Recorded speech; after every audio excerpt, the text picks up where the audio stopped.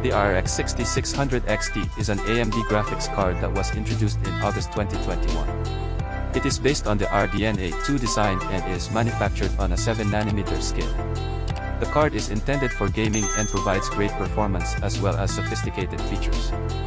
With a base clock speed of 1968 MHz and a boost clock speed of up to 2589 MHz, the RX 6600 XT has 32 compute units and 2048 stream processors. It also contains 8 GB of GDDR6 memory and a 128-bit memory interface, which allows for high bandwidth and rapid data transmission rates.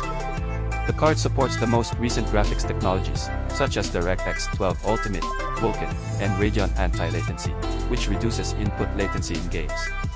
It also supports ray tracing, which allows games to have realistic lighting and shadows.